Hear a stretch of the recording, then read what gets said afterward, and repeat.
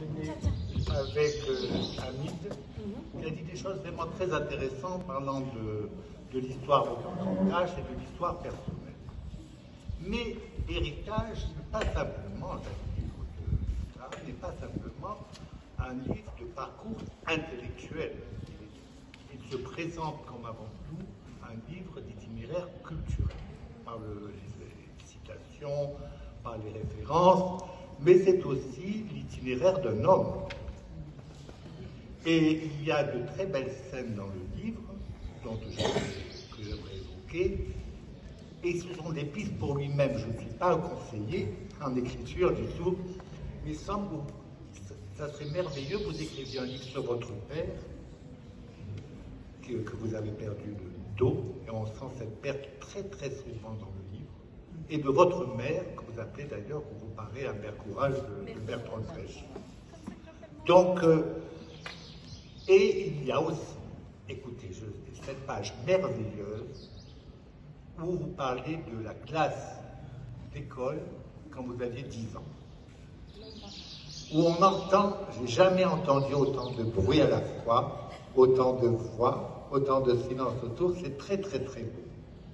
Donc, je vous parle en tant qu'écrivain là, et je trouve que le livre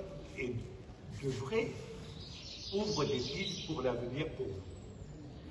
De même qu'il y a un domaine que vous devriez aborder davantage, c'est le cinéma.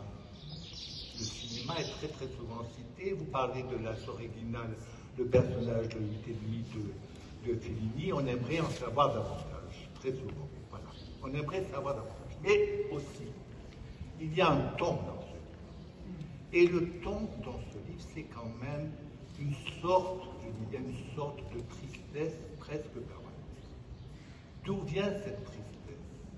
Il y a des exemples que vous donnez, des textes que vous citez, magnifiques, ces leçons d'existence, ces leçons de morale, ces leçons d'allure face à la vie, face à la société. Et très souvent, comme là, je vois, vous parlez du programme qu'avait tressé votre oncle Ahmed Balafège, et en 1956, ce que je ne vais pas le citer en entier, mais il dit « Le peuple marocain nourrit l'espoir d'exercer des attributs de souveraineté effective et de voir s'instaurer dans son pays un régime de liberté, d'égalité et de démocratie. » Et après, en relisant cet extrait, on est en droit de nous poser la question de savoir ce qui s'est accompli de cet agenda durant les 65 années écoulées depuis.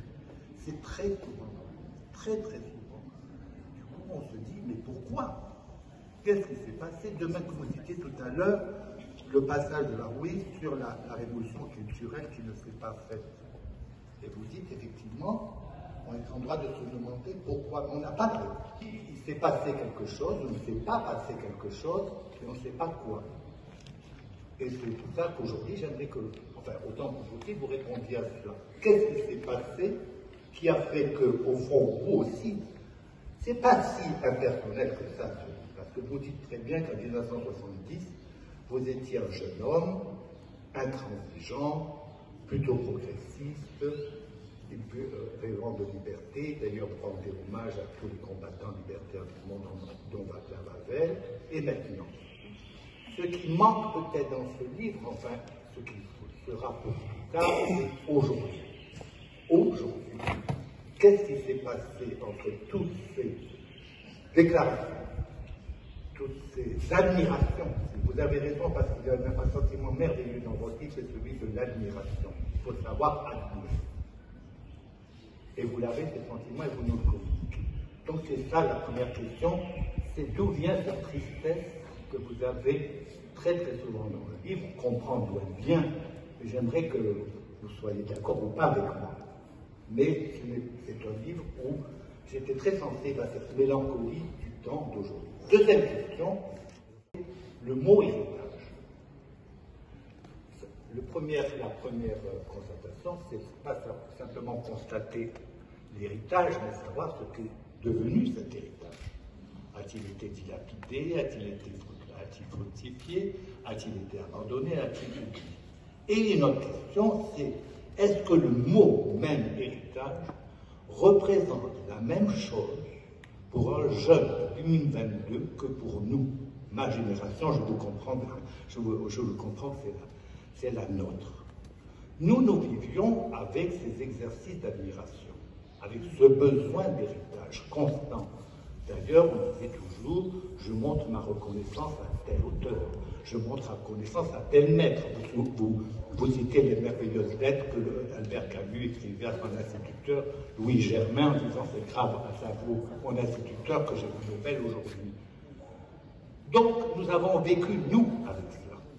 Mais aujourd'hui, me semble-t-il, il y a une cassure très nette, très forte. Les jeunes, me semble-t-il, n'ont plus besoin d'héritage. D'ailleurs, vous dites là, vous analysez, que la plupart des jeunes apprennent surtout à devenir des personnes qui reconduisent le même système mis en place pour eux. Ils apprennent à mémoriser plutôt qu'à réfléchir. Ils ont peur. Peur de Dieu, peur d'aller en enfer, peur de prendre l'initiative, peur de risquer, peur de l'échec, peur de la famille, des autorités, peur du changement. Et tout cela ne vient pas d'hier, tout cela vient de loin, très loin. Et d'ailleurs, vous avez souvent cette expression, tout cela ne vient pas d'hier, mais de loin, de très loin. Et donc, on sent que vous êtes capable d'ailleurs d'aller plus loin encore que ça, dans un autre livre. On attend ça de nous. Bon, pour en revenir à la notion d'héritage, je pense là qu'il y a une cassure de civilisation, de mentalité, et qu'on ne peut pas apprendre aux jeunes ce que nous avons appris. On ne peut pas transmettre de la même manière que les générations anciennes nous ont transmis quelque chose. C'est fini. Dans l'efficacité, dans la recherche de l'immédiateté, dans la recherche aussi de progrès, mais pas culturel, plutôt de la vie de tous les jours. Ils ne soient pas comme nous, fanatiques de culture, comme nous l'avions vécu. Et puis, troisième chose, et j'en terminerai par là, me semble-t-il, la culture ne sauve jamais de rien. La culture ne sauve jamais de rien. Tous les régimes les plus barbares de l'histoire sont nés très souvent dans les milieux les plus culturels, dans les sociétés les plus cultivées possibles. J'ai une amie que j'ai perdue qui s'appelle Viviane Forestier, qui avait écrit Le crime occidental.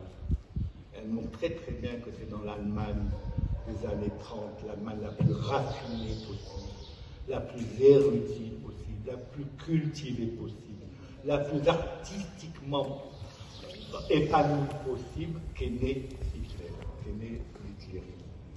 Donc il faut être... Je ne suis pas, si vous voulez, pour la béatification totale de la culture. C'est un élément de la vie, ce n'est pas tout.